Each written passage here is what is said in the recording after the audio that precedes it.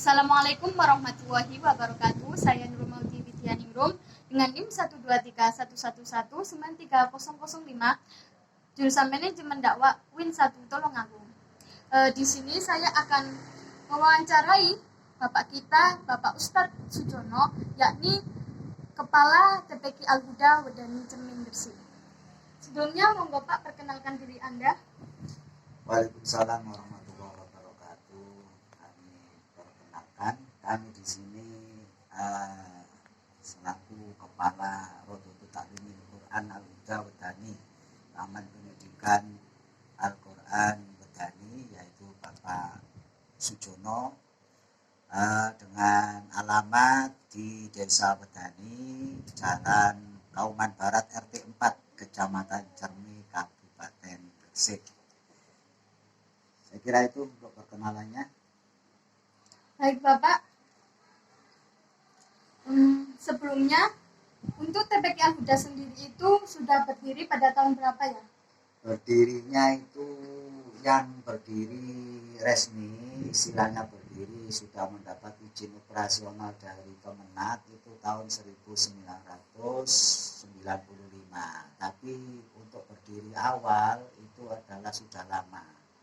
Jadi sudah sejak mulai berdirinya masjid, karena TPQ kami Al-Huda itu ketepatan bertempat di masjid. Jadi bersamaan dengan berdirinya masjid sekitar tahun 1957, ketika itu dibina, dibimbing oleh orang-orang tua kita atau tokoh masyarakat setempat. Kemudian tahun 1995 baru kami yang meneruskan. Baik, untuk pendirinya sendiri itu siapa ya Bapak? Untuk berdirinya yang mulai 95 itu kebetulan kami beserta rekan-rekan, terutama remaja masjid dulunya yang mengawali itu. Kebetulan yang mendirikan yaitu ketuanya saya sendiri, kemudian di situ ada Ustadz Mujiono, kemudian ada Ustadz Al-Khair, kemudian ada Bapak Muhammad Suhaji ketika itu yang mendirikan, meresmikan, istilahnya resmi mendapat izin operasional dari Kemenak.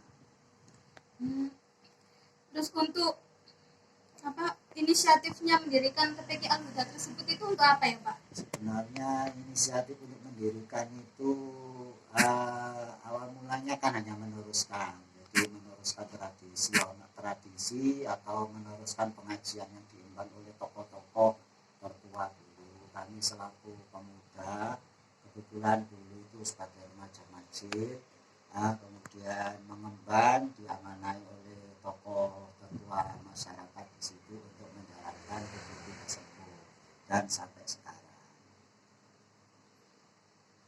Sudah berapa lama Bapak Anda mengajar di TPQ Al-Huda? Sejak kalau saya mengajar itu sejak mulai kami lulus dari Aliyah Man Jombang. Kami lulus tahun 94, kemudian resminya 94 itu kami setahun itu hanya mendampingi dari pengajar dulu, pengajar yang tua dulu, kemudian 95 baru kami diberi mandat untuk meneruskan pengajian. Dan untuk visi misi TPQ Al-Huda sendiri itu apa ya Pak? Visi misi untuk TPQ Al-Huda itu mewujudkan anak-anak untuk mempunyai baca Al-Quran yang baik dan lancar, berakhlakul karimah, serta mewujudkan impak dan impact. Nah, itu visi kami ke depan. Visinya seperti itu. Untuk sistem manajemen dalam TPQ sendiri itu bagaimana Bapak? Sistem manajemen kebetulan ada struktural dari kepengurusan ya, TPQ Al-Huda.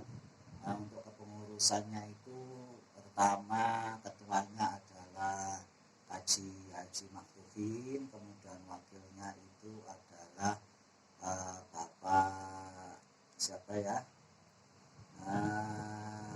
Bapak kalau nggak salah itu ketuanya, wakilnya Bapak Haji Bari. Kemudian untuk bendaharanya itu Bapak Solihin, untuk sekretarisnya itu Bapak Haji Japar, itu untuk pengurusnya TPG sejak awal. Nah, kemudian ada perubahan 5 tahun sekali.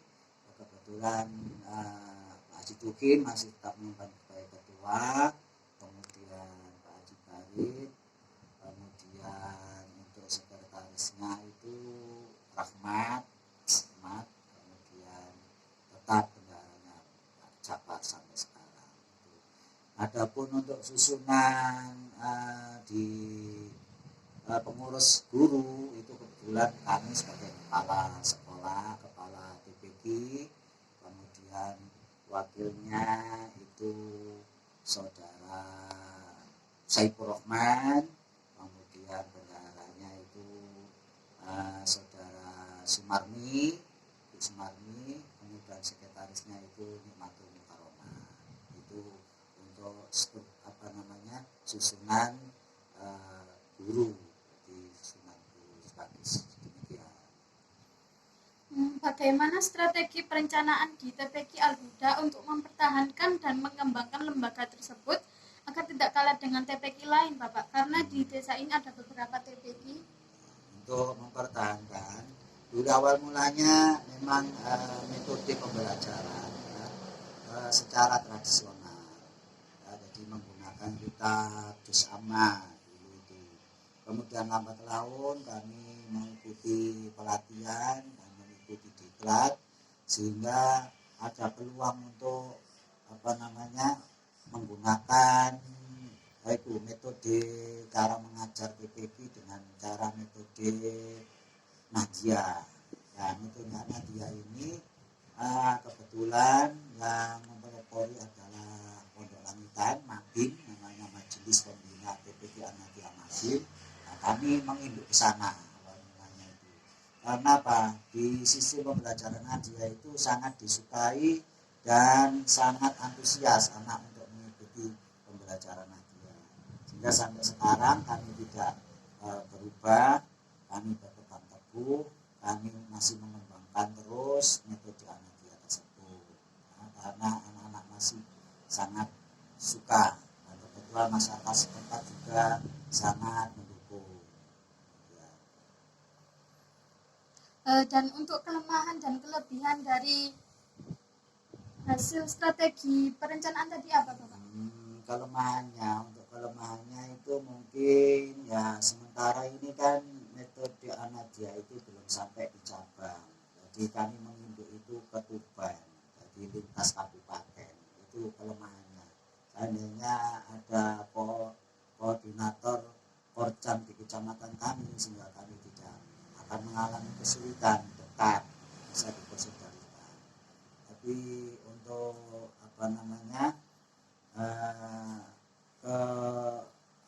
keunggulannya, karena metode Nadia itu biasanya biasa memang harus wajib ada titian murotal.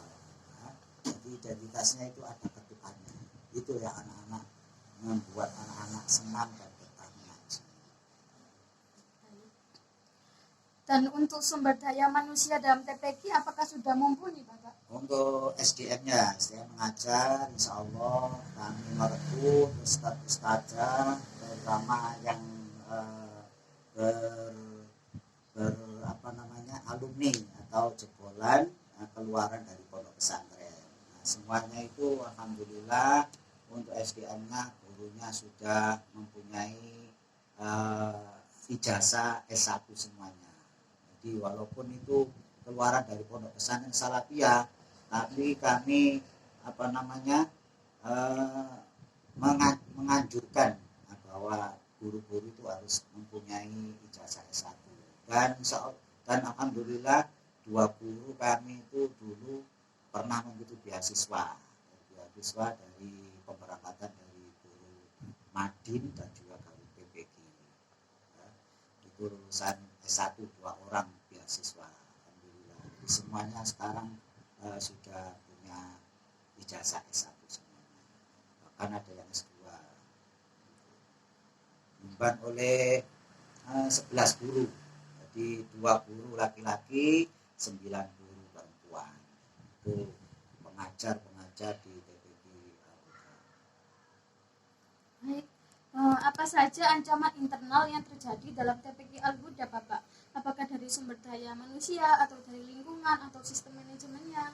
Saya kira untuk ancaman dari dalam tidak ada ancaman dan tidak ada intimidasi apapun, berjalan lancar karena semuanya ada di komando kepala sekolah, jadi tidak ada interogasi antara kawan, tidak ada, semuanya itu berjalan lancar.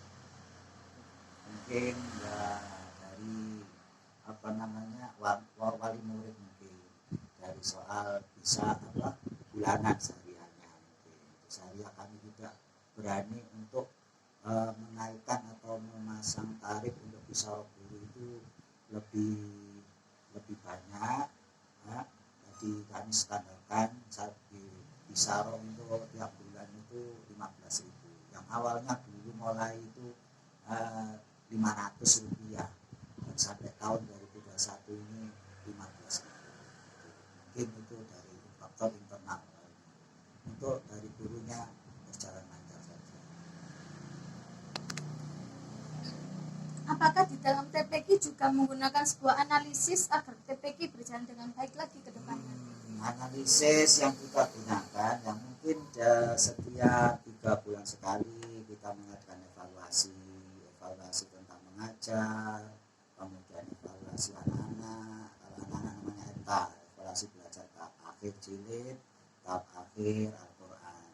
Untuk evaluasi guru itu biasanya kami mengevaluasi pembelajaran guru-guru itu tiap 3 bulan sekali. Walaupun ada kendala, nanti kita akan mendatangkan pelatih atau mendatangkan tutor dari pihak Madin selaku pembina metode Ahmadiyah.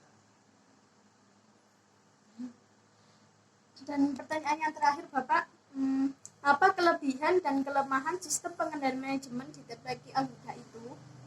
Untuk faktor kelebihannya, saya kira semuanya guru-guru kan SDM-nya juga sangat tinggi, minimal S1. Jadi insya Allah semua guru itu bisa menguasai pembelajarannya.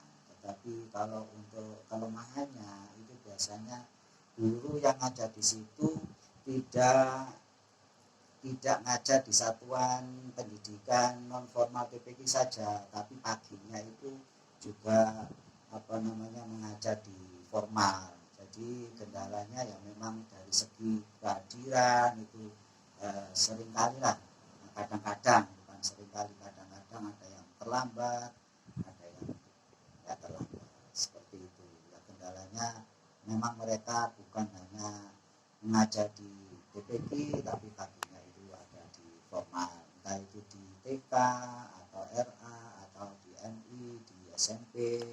Beliau mengajar merangkap, mungkin tidak bisa disiplin waktu. Nah, itu kendalanya di situ. Dan untuk kelebihannya Ya tadi semuanya guru mengikuti proses pembelajaran sesuai yang kita harapkan. Saya kira itu. baik, Bapak, terima kasih atas waktu panjenengan. Terima kasih sudah meluangkan waktunya untuk wawancara kali ini, dan semoga bermanfaat, teman-teman. Saya Nur Maudi Widyaningrum dan Bapak Imam Sujono pamit undur diri. Sekian. Assalamualaikum warahmatullahi wabarakatuh. Waalaikumsalam warahmatullahi wabarakatuh.